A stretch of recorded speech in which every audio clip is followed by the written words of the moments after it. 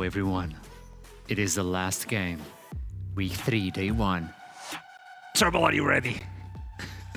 It is Riddle versus Dusty. Let's get it on as we're about to jump into the champion select. But before that, let's talk a little bit about the teams and what can we expect, because Riddle came from the previous week by losing. On the other side, Dusty won versus Astralis. I mean, I'm still trying to wrap my head around this, but looking at how Astralis even played this game, oof, man, it's looking really rough from Astralis, and I'm glad that like Dusty can get a head start into the tournament, right? Because we're like, when a team is 0-4, they're 0-3, it's just really hard to wrap yourself around on how do we win again. And it's all about pulling back on the picks and bans and be like, this meta is really freaking simple. Just pick scaling, you know? Just pick scaling, pick front to back, and play to your strengths later on in the game. And as long as you don't throw too much in the early game and you don't give too much to your opponents and you keep your vision up, you should be good to go. And there's something that they did in the previous game, like they picked Zoe for the mid line and she actually built in the mid-eyes and she got a lot of zoning, a lot of scaling. Don't talk to me about Zoe. I like how people actually tell me, oh, Zoe's a control mage. I hope Zoe wins. She's not an assassin. Yeah, that is a weird ping pong if it's not an assassin. But that's just me, because when I started playing AD carry, it was Zoe meta. So yeah, I know what I'm talking about. Looking into the champion select, will we see another Jinx B1? We'll see the Xin Zhao. 100% pick right. Everybody's picking Xin Zhao. Leave him alone. See, here's the thing. I don't think Xin Zhao is bannable. Come on. Of course, versus MC, then Italy has to get out. I don't think Xin Zhao is a ban-worthy pick, because then you also have Lee and you have Viego, so pretty much you get the same taste from another two champions. I think he's just a pretty good staple. I would say he's kind of okay, like in this meta. He's not overpowered. He's not overpowered. He's not underpowered. I think he's pretty stable. Yeah. There's a good champion, so do not mess with it. But Java is going to be removed. Twisted Fit as well. And there we go. The focus on the bot side, removing the Thresh, allowing the Lulu. Jinx is still open. Diana comes out, which means Yasuo is no longer coming in. Lulu is the only one being removed. Caitlyn is online. Let's see if this is a first pick worthy. On the other side, they can just pick Jinx as well. So here's the thing. Here's the thing I was about to say for Dusty. They have tried to play the Caitlyn down bot lane, and then Viking had nightmares of the Gangplank they were playing against. So I think picking up the Akali up here is a pretty good flex as well, because you can have her mid, you can have her top, you can sort of figure out your draft later on. And I really like the Karma flex here as well, because it's a top, mid, and support flex as well. Now, seeing if the Jhin gets locked in here, I'm leaning towards that's probably a Nuke's peak on the Karma, but you can always flex it around however you want. Now, my eyes are peeled on MC because I made the statement that he's a great AP jungler extraordinaire, and then when he pivoted to the Lee Sin, it didn't go as planned. So I would like to see MC back on AP junglers. I think they really suit him, they really suit his playstyle, and I really like the way that his team plays around them. Now, seeing the Jhin right here, seeing the Karma, I'm like, it's not about Rumble again, big right here, exactly. And playing against the Xin Zhao, all you have to do is sort of like avoid the Xin Zhao. So. The ultimates will obviously get into the backline and just get that barbecue flowing in as Jinx is going to get picked. But who's going to support that one? Do you pick the support now? Do you go for the mid lane? But then if you go for the mid lane, you reveal where Akali is going to be, so you don't want to do that. You pick the support, it's going to be the cavalry. It's Rel. One of the best music. I'm actually surprised. We have seen Rel before together paired up with the Jinx, so I don't mind it. But this tells me that they want to play hard engaged, and I'm thinking this is a good choice because you've got Akali going in, you've got Rel going in, and now what is your jungler of choice? Because you're gonna have to pick between a Viego and a Lee Sin probably, and they both fit the bill. At one point, you'll have to stop with that. We need to talk about this. Is this like pre-recorded and you got the information? It just works. It's MC. Like, AP junglers are the extension of his hand. He plays them to perfection. I find him so calculated on these champions. And Rumble here works wonders because it's like, Akali wants to dive in, Rel wants to dive in. Let me put down my beautiful red carpet for you to step on. The floor is lava. It's what's going to happen. Meanwhile, they're going to remove those junglers. Obviously, Hecarim is going to be removed now. Do you take the Xin Zhao on this situation? Again, I don't think Xin Zhao is worthy here. Possibly they will try to get rid of something in the mid lane or something in the top lane. Something maybe like a Camille, unless Riddle want to pick it. And that was something that they also paired up together with the Rumble. So it could be something dangerous that maybe Dusty want to get rid of. And they got rid of the Gangplank because Viking is still having nightmares to this day, and they have another immobile ADC. So I think it's definitely worth it. And we also saw how Akali really struggles against the GP. I really like the Xin Zhao ban right here. Of course, you're taking another S tier jungler away. And now Viking can choose between also Viego or Elysian. They can both make plays together with Rel. And if we see a Camille on the side of Riddle, it's, you're not going anywhere for Jinx. There's no way you can move. And your support is an engaged support. So not even the support is going to save you. Unless... What? You know what? Kex, I'm going to say it over and over again, is a great Poppy player. And Poppy is just... Oh, hello. Poppy is just so good. Versus champions like Akali who want to jump in, Rel who want to jump in, possibly a Gragas. Now, scrap everything I just said, because Gragas top lane has been picked. And I do also like that as well, because you can push people over, away from your Jhin, and you can create so much space around your AD carry. And your Akali, if you're facing Akali and she goes into the smoke screen, you're like, yeah, please get out of the smoke screen. So you push away Akali, and that's also a way to fight it off. And now they're looking into the top side, revealing that this Akali could go into the mid lane and saving the pick from Riddle. Last pick for the mid lane, you can certainly deal with this Akali. Yeah. I'm not sure what it's going to be. I think probably Akali might also be going towards the mid lane, because we have obviously this, because we have an own. I'm wondering what they're going to choose to pick here. Jungle, right? That would be spicy. Again, you've tried the LeBlanc together with the Rek'Sai. Now it's an Akali with the Rek'Sai. What's not clicking for me here is that Akali will very rarely get priority in the mid lane. This is a melee assassin that really struggles against things that can poke her in the mid lane. And Rek'Sai usually wants a priority lane to roam together with and try to get plays early on in the map. This is what worries me here. Now, you can't play towards top because you have an Ornn. You can't play towards mid because you have an Akali. Maybe you can create a play level 6 with the Rek'Sai. You mad lad, I love it! Tristana coming back! What is happening? I love it, I want it more. Why is that face that way? What happened? Why? I really like this. Okay! Women are confusing! It's really confusing to deal with women! Many women around, many. Help me! Okay, there we go. Right. It is selected. Kick it.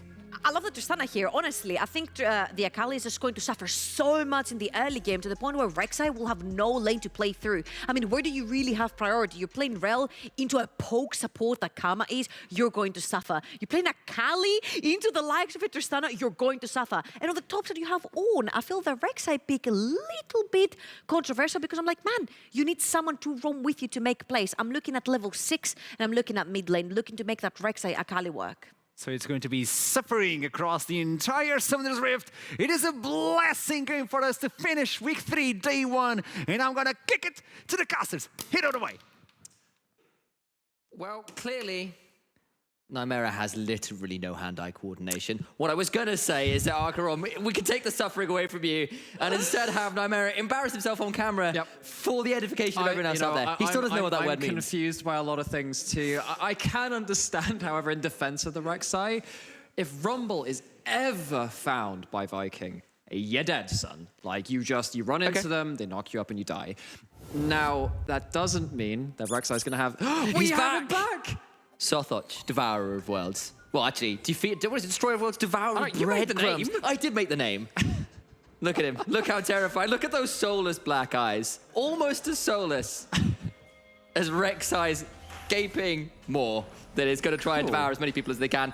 As difficult as maybe that mid lane setup might be, maybe there's an angle towards the bot lane if the Rel's going in. Maybe you can follow up on that. You know, there are maybe some angles, but I kind of agree. I worry about this mid lane and the dive down here. this very much feels like one of these games where, oh, FGG, you tried the cheeky level 1, didn't you? You did.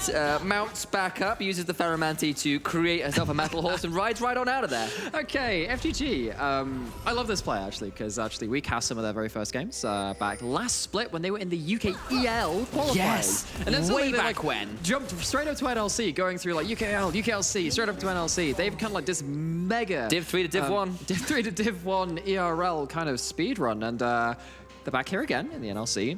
They've had some difficult games. Dusty sat at 1 and 3. I feel like we would be talking more about Dusty if Singularity and Nariki hadn't done quite so poorly as they had done in the first couple of weeks. So Dusty are also another kind of struggling team. But this is the kind of game where I feel like actually Riddle, another team which has shown some weaknesses, maybe around like trying to play around as a cohesive unit. There have been some great individual performances, actually much like on Dusty 2. You've had a couple of games from Venza and Viking, which have been really notable. But both of these teams are looking to have that coherent performance that really convinces us that they can push towards mid and top table finishes. Okay, so let's have a look at whether we're going to find some of that resurgence we're looking for potentially from these two teams who are veterans of these upper ends of legacy teams. Of the NLC, the Nordic regions sort of in general. UK as well, of course. I phrased that poorly. Northern League Cup. We include quite a lot of countries. But unsurprisingly, slowQ has in fact not slow pushed the wave. He's just shoved it because he's Tristana into an Akali. And one of the things about the Tristana is that I believe the buffs have gone through on this patch for the really big HP, base HP and then HP per level. So when you get to level 2, you got something like an extra 50, 60 HP or something like that, which means that actually you're very strong at the strongest point in your game as well, that level 2, level 3 all in, where you really threaten anyone who's around you. So I'm looking at slowQ again to get this priority. That shields the Rumble in part 2. There is the potential for some outplays for Viking hopping into that lane and cancelling the jump out, particularly before level 6 when you have the Buster Shot to force the Rek'Sai away. But Akali doesn't give you much to work off in that, that regard. So I'm looking at this and I'm saying, top lane, you can't really do much about that. Mid lane, can't really do much about that as Viking. And so you are left with bot lane, which means you're very, very telegraphed. And Viking is going to have to really outplay his way into relevance. Okay, well, the poke options here from Fatikan and Nukes pretty high up with the Karma and the Jhin. Relative options to basically just do that. Throw out all those long-range skill shots, and with FGG on the melee support, not a lot of options to trade back as yet. Now come MC and slowQ. Okay, dives on bot lane have become very hard to deal with. Now they're, well, you can defensive teleport, maybe looking to force one of them out, but play called off by Riddle as they see that wave has been cleared under turret, and they will go back about their business. But I like the proactivity, I like the opportunity. Look, cleared out the wave, got this opportunity to take this moment to try and find something in the bot lane, and it does at least force Venza under the tower, makes him have to think a little bit about what's going on as Kex takes quite a lot of damage there. People have, of course, that W, that Kex W, one might say, to heal themselves a little bit. Yes, I managed to get that one in there. So fast. Yeah, I know it was, but you're gonna have to deal with it. I can't believe I've never heard that. Have you not? No. You're welcome. Okay, Viking. first time for everything. Okay, right, Viking. You can get over that fat wall there, trying to get these unorthodox paths. Gonna go marauding. Here we go. Nukes has gone in with the crash. Down. Misses the Prey Seeker, though. It's going to be a knock-up. And Nukes goes straight down. Oh, and this is the one lane that this Rek'Sai could do anything in. But Riddle don't see it coming. The Ward Courage isn't there. They try and make a play a little bit earlier. Maybe they think that has staved off any potential play. It doesn't.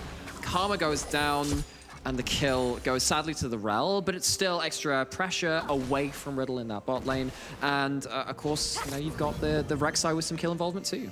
And that's what we need to see from Viking. You heard that the last time it came out, it wasn't all that successful. We had some concerns maybe about the mid-jungle 2v2s, but bot lane, making a 3v2, and it does just fine. Yeah, and this is, I mean, all the way back in Season 5, that kind of gank path would catch a lot of people out. It's been a little while since then, although it actually has been a long time since Rek'Sai's been commonly in meta too. Very quickly gets into the lane, doesn't have to blow the flash as well.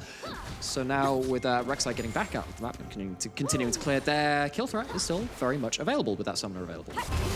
Indeed, and all the while, maybe we're going to see MC attempt to lay down the beats in the top side, but not going to get up there quite yet. Aliv backs off and won't allow anything to happen. And just waiting now, I believe, for a Scuttle Crab spawn. Difficult to see, of course, because Rumble's mini-map icon is covering the potential time. Scuttle's scoring on bot. Okay, that makes actually a lot of sense. I could have, in fact, looked to the bot lane river and seen that, but I didn't do that. Mistakes were made. Indeed. Well, we'll hope you'll learn from that next time. Mr. Hapgood. Indeed, Mr. Hapgood. That doesn't really work when your last name is literally the same as mine, younger I'm brother. going to try it anyway, just as these bot lanes are trying to find anything about each other. But the extra range advantage going pretty well for Riddle. Taking a lot of damage. That's a deadly flourish as well, but FGG doing the best to block as they can. Flash force shot. Flashes away to make sure the force shot can't come through.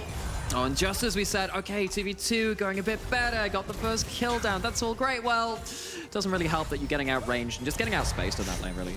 Yeah. So Venza loses both summoners and Vatican. This 180 carry that is one of these other 80 carries who maybe on a team that's struggling a bit more has put up some really good games, some good performances. The Ezreal game. The Ezreal game, the other Jhin game that they have. This is one of those players which has had Herculean performances. Now, Riddle as a whole team have failed to kind of string together all 5 people doing that at the same time. I would say they're less coherent than maybe some of our rosters towards the top of the table.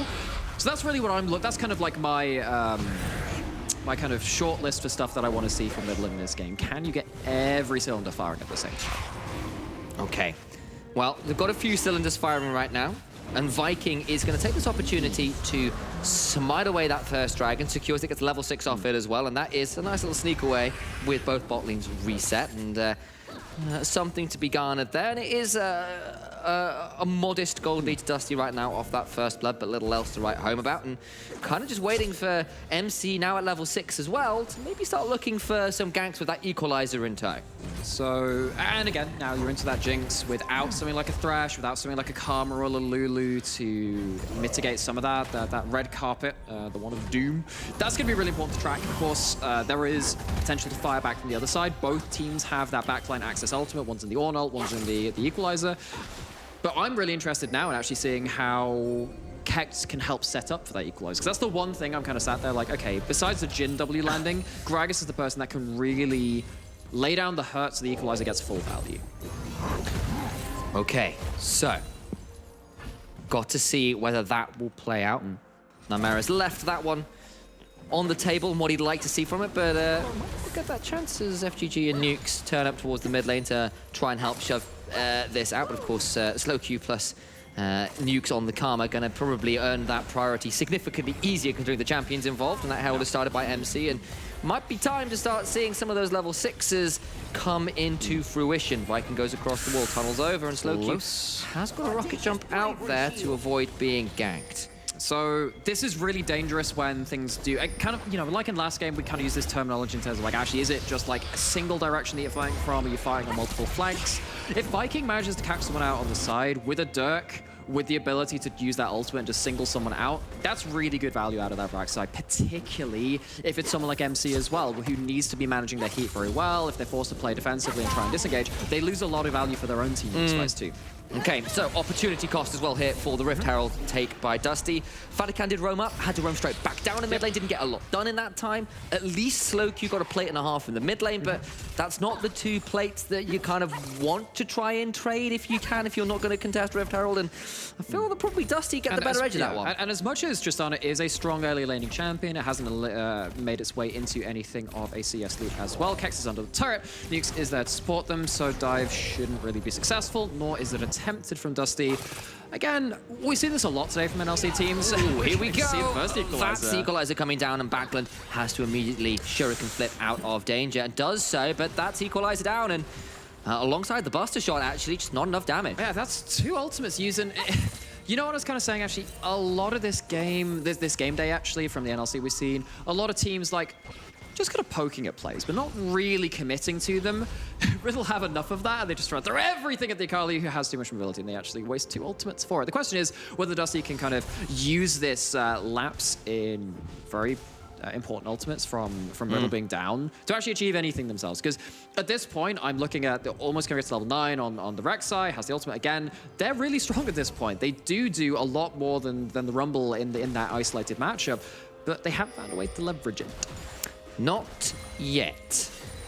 turbo chem tanks are done for both the Gragas and the Akali, and we are starting to get towards another Dragon in about a minute and a half, which might be a point of pressure as Backlund starts to trade back with Slowkey best they can, and she does quite a lot of damage there, that chem tank, making that trade a little bit more even. Particularly without the ultimate there from Tristana, you are feeling pretty bad about things, actually. So, Viking, FGG, clear out some vision, go towards bot side. Dragon's not up for another minute, that's okay. So nothing really to fight around. And again, we're in this transitionary phase where we're just waiting for something to come about this. Maybe we'll have a bit of a wet noodle fight to spice things up. It's a decent use of the Bellows Breath to immune the stun from the body slam. Belly slam. Is it belly slam or is it body slam? I forget. I believe it's body slam. I had a moment there thinking. Couldn't remember. But I had Sam, it's been 5 games, Sam, so I'm getting a little bit. The first rule of casting League of Legends, don't ask. As the color caster, yeah, that's true. It's body slam. I'm just calling it now. That's what it is. What it name is. is. Yeah, Okay, it's Gragas it was a E. mistake. It's Gragas. It's Gragas E. Chemtech completed for the Gragas as well, going towards that tier, probably Indeed. towards the Fimbulwinter. So Probably. And actually, once that Fimbulwinter's done, if you kill the Jinx on the other side, Gragas is really hard to kill. Yes. There is a lack of damage on Dusty if Jinx dies. is not doing the real carrying their own weights, and with so much backline access, I mean, if the Equalizer just tags the Jinx, I actually wonder if Dusty have enough damage to get through a Karma shielded Gragas. That will be an interesting scenario to keep our eyes on as this trading still keeps happening. It's feeling less like a wet noodle fight. That missing, though, could be problematic. Now, Elif is going to turn back and try and get the call of the Forge God. Gets it. That's a decent damage reduction, though, from the Drunken Rage. And Kex managed to tank to that one up. And actually, with the Dragon available, I wonder whether that might have been a waste of an ultimate there from Elif. It is going to be the Chemtech down there, second Dragons. That's going to be damage to people with extra HP than yourself. Bot lane is going to be able to clear away from the turret. Carrot's going to cut down there. I actually don't know who's going to get gold for this, because you have to be close enough to get it from that. It's all going to Vikings, so nothing picked up by Ven. So they are going to go towards that Dragon. So that'll be a neutral objective achieved. We'll have to see what soul it is as well. You're not going to have that Ocean, not going to have the Chemtech. There are some high-value souls on the table. And we're going to get Infernal. It's going to be an Infernal. There we go. All right, well, it's been heating up all day here in the NLC and clearly is on the Rift as well. So it's hot, damn hot. And ain't that appropriate for Good Morning Vietnam reference, because we're right here in the jungle with everything burning down. This is not the VCS. True. What this is, though, is a bit of a rock and a hard place for FGG and Viking. FGG caught out. Yeah, he's going to crash down, but he's going to get rooted in place. The curtains are called. And a Buster Shot sticks him in the dirt. So, first real lapse in judgment from Dusty. We saw FGG ironically caught out at exactly the same position at level 1. Wasn't enough damage to follow up on that at that point, but the Rel, after getting the first blood themselves, gives over first death for their team. Just thinking about the, oh, it's heating up. Obviously, we had the jackets off and sleeves rolled up. Next time, we're just going to be on board shorts. We're going surfing. I think it will be an unusual day when our bosses allow us to wear board shorts on broadcast. But there's no harm in asking. It's very cold right now. I'm not wearing board shorts in the middle of January in Berlin, mate. True, we did have snow the other day. It was a beautiful, beautiful sight. It was. It's also associated with that beautiful sight is the temperature, as I've mentioned. It's cold. I'm not wearing board shorts in Berlin in January. Hibernation mode. Activate. I don't know, Sam. I just feel like you're not brave enough. I'm adverse to frostbite, mate. Well, luckily we left Bifrost alone in the last game. Nothing to be left behind here on the top. Look, Sam, I have to segue somehow rather than just going, right, let's on to the next thing. Next port of call. Next order of business. But there's no ports on this map. There's a river, but there really aren't if you any look ports. off to your starboard, you'll see MC getting jumped on by Viking. Oh, what a wonderful tour guide there. And it's Fencer who picks up the kill. Some action indeed off the starboard bow, and that's a nice kill that goes on to the Jinx. That is why you pick the Rek'Sai rather into the Rumble. It does have that individual kill threat. Prowler's Claw, straight lethality, huge individual kill threat onto people out of position, and that will actually apply to even someone like the Gragas later on. Particularly when you have when you do get your full combo, you stack up that Conqueror, the E becomes true damage at the max level as well. Speaking of that, Kex, you're in a bit of trouble, buddy. Watch the teleport. Slowq has it. It's being channeled, but they're still going to continue diving in. The attract repel was attached to Viking. Here comes the call of the Forge God. Goes wide. Backlund is in. That's a lot of damage. What's the perfect execution? On to secures 2.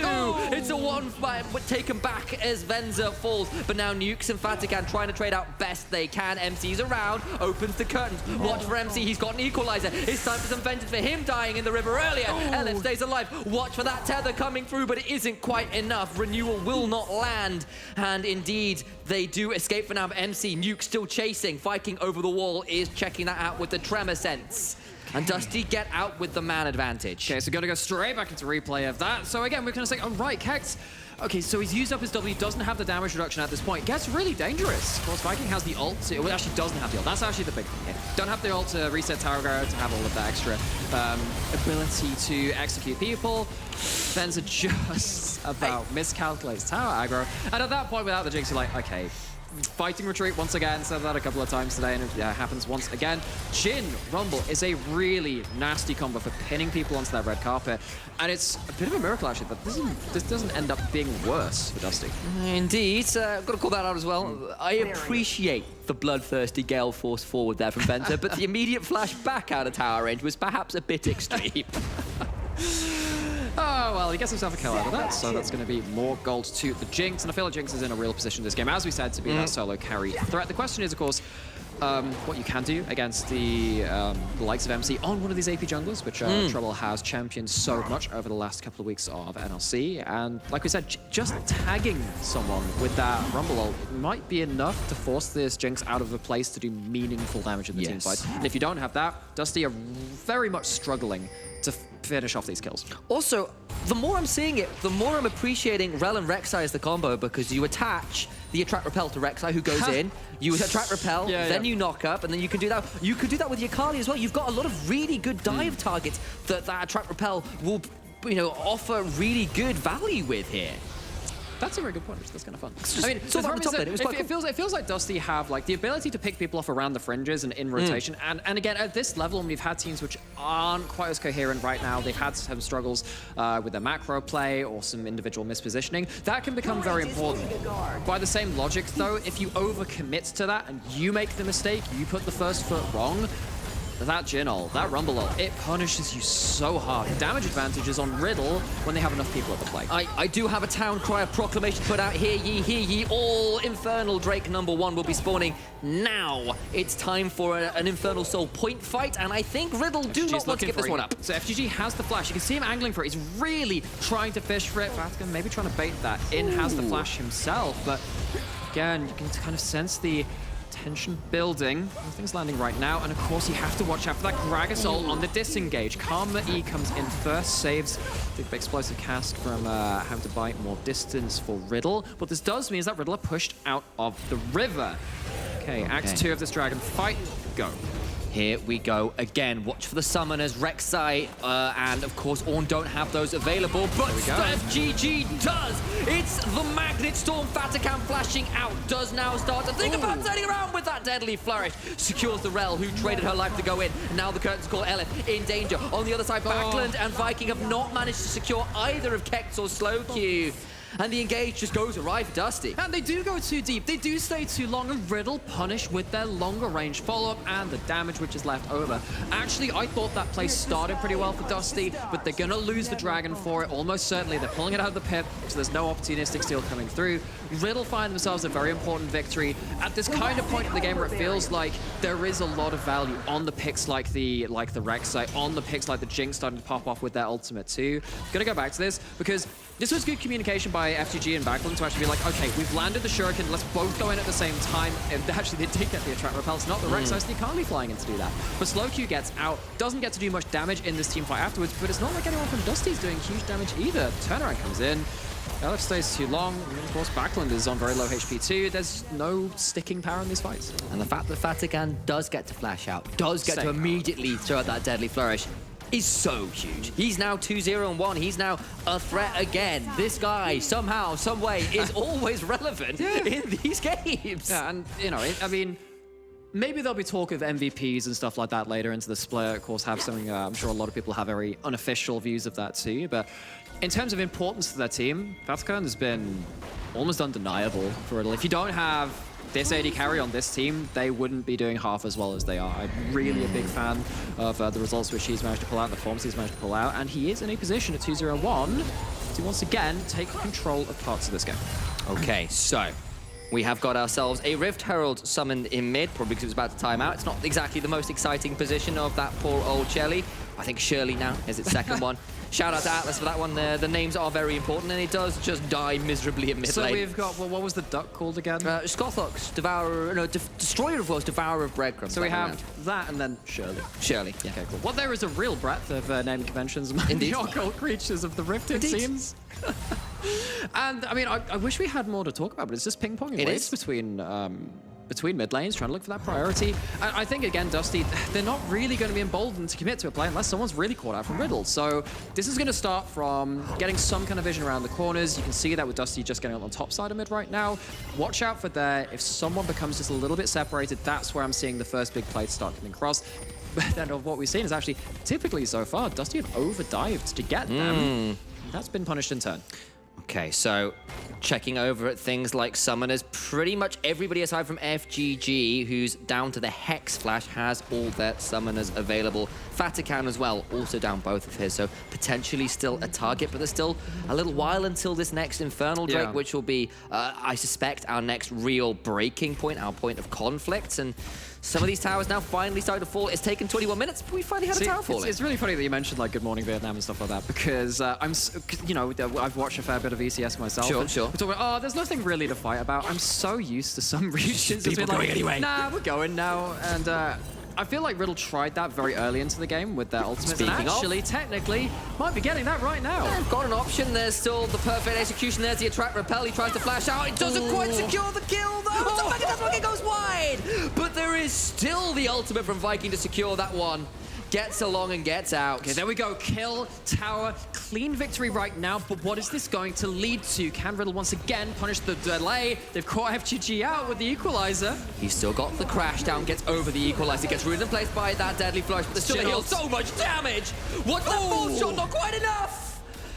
And they get away with it just about my days. That was blinking close. And it does play out very much like a flowchart, like that spreadsheet. Dusty go for the initial play. They find someone split. They use their single target takedown to find something and try and open up the map, open it up to another attempt later on as well. If someone goes into a side lane, they don't even have a tower to protect them this time. The Riddle, every time the players come around, they have responded in a timely fashion. They have responded with their longer range, the ability to just orbital strike the backline and the retreating members of Dusty, and this time it barely does not work out. Okay, so they get the kill, they get out, but it got a little bit close. I think that's fair to say, and this Jhin continuing to be a bit of a menace here in these extended counter engages. It's a bit of a problem. It is indeed. Because as much as you're getting the Gragas at this point after using however many ultimates and whatever, that leaves precious little to take down Fatigan at the end of it. Indeed it does, and you can see second items now in for both AD carries. All Dominic's regards for Jhin. It's the Phantom Dancer for Tristana. Fimbulwinter is complete for Gragas. Akali, though, has got the 2 items complete. That is a demonic embrace that's come through. It's a big spike. An interesting choice from Viking, who's gone towards the edge of Night Second to ensure that that engage isn't going to be denied. Well, what it does do is mean that you can't just open up with the Buster Shot from someone like Tristana. This means, to me, actually, you've opened up a great angle onto Slowq, because you can't just press R and jump away. That leaves you at a point where actually Rek'Sai can be going to both side lanes and both side lanes. That is also a visual bug, I'm assuming, is on the Spectator end as well. That is not an upgraded Demonic Embrace. That is no such thing. That is a turbocharged experiment, and they might be about to test this one out right here. Slowq managed to rocket jump away. And that'll be the ult down from Elif, who tried to find something there. Didn't really get too much. MC has now lost the flash, though. Still a lot of ultimates available. Again, this is the go button for Riddle now. You have one of these very precious tools away from Dusty. Do you have a way to start turning around the damage? Kex walking up, taking a bit of damage, but Elif, again, can't punish with the Call of the Forge God now. You're waiting on a miracle play from FGG, and they don't have flash. But Kex is also down that ultimate. There is no explosive barrel there to get through. The body slam misses, and that means a lot of damage from Backlund comes through. That's not the best equalizer ever either, and that means Gragas is dead. NC is dead. The perfect execution goes forward as well. but Fatikan does manage to escape. He uses the heal, and that was much cleaner from Dusty. And Baxton gets into the fight. Kex takes too much damage, and the execute threat becomes far too much from the Akali. They get themselves on the board, and though Dusty have been, I guess, not very frequent in their attempts at trying to get onto the Riddle team, the ones which they've landed in the last couple of minutes have been getting them some very good advantages. They're getting towers now. They're getting themselves up to that soul point. Dusty might have just reached that amount of lead they need to start taking more risky fights. They get mid lane tower, they get bot lane tower, they get the dragon, they get the kill. Slow Q at least gets the top tier 1, but I'm not sure that's anything more than a consolation prize at this point, because now, forever after you are on a soul point fight, you cannot give up another dragon. So, while the Call of the Forge God didn't actually lead to a big engage, it did take some HP off, and Kex, just playing a little too aggressively, tries to outplay the Akali, but then again, you know what happens when you've got all of this backline access. Kex can't get out to safety, doesn't have the ultimate, and Backland just gets to run rampant. And it's got to be said, that equalizer didn't really equalize much but some grass, really. There was a bush and not much else hit there. Wow, I mean, turns out MC is just completely against global conservation. Just burn the forest! Loving the smell of napalm in the morning, apparently. He's actually, you know, we talked about various Lord of the Rings things. Is he actually just trying to do the Urukai thing? Yes. Burn down Fangorn? Yes. Well, next time when it's a 6v4, because there's Urukai involved, you'll know why. Who are you calling an Urukai, mate? That's probably quite insulting. Whoever else turns up to the fight. Is MC Sauron? Is this like Mecha Lord of the Rings? Is that what he is? All I'm saying is that a forest is now gone because of an equalizer. If a 6th person turns up on Riddle, you know where it came from. Never. You know, I'm going to leave that one where it is, and I'm going to move it It's been a long day. on. To the point where the Baron has now spawned. It's 26 minutes into the game, nearly 27, and that is only really 1,000 gold lead that separates these two teams. It's still a close game. The issue is more the fact that that is the Infernal Soul that's still that's going to be coming up pretty soon. That is also bluntly all items that are coming through. And this Kali, these dive comps, I'm not sure if this Gragas doesn't disengage appropriately, it could get real scary.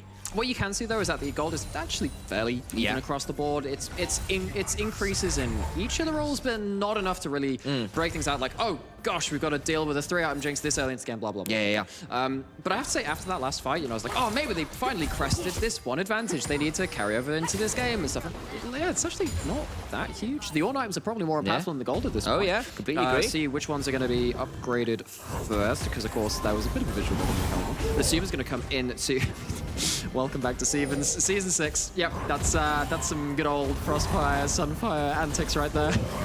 This is it. This is the riveting action we're here for. But look who is actually coming down. Viking is coming marauding down to the bot lane. It's Linda's Farn all over again, and Kex needs to find their way out of here. The Void Assault comes through, flash away, will get taken out by the Praise Seeker, and the top laner is down for the count. And that is really what Rek'Sai does bring you, just the ability to just single out one target. If they're out of position, they die. Seen it a couple of times this game, and it hasn't had to happen that often, actually, luckily for Dusty. If they needed to do it on cooldown to really have a stand a chance of fighting, then maybe they would have had a bit more trouble in this team comp.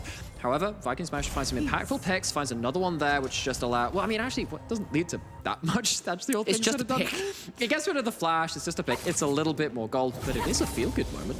It is, and what it also means is that flash will not be up for the Infernal Drake. Yeah, and it's not like Viking had to play that either. Just use the Prowler's Claw active. They go back, and they just kind of go about their way again. Indeed they do, and that is the kind of thing which might be impactful considering how key this fight coming up will be. And I'm looking in, and I'm curious to see whether Fatikan can complete the Infinity Edge. So that will be a really big slow ticket. Q is finished, the Lord Dom's on top of the Phantom Dancer as well. So this is 280 carries now, which if they do get a spot to free fire, you're going to have some troubles at that point. Now, Akali is also very strong on the other side. If you get any kind of extra tack-on damage from a Rek'Sai or the Rel or the Ornn onto those 80 carries, Backland probably solos them out himself.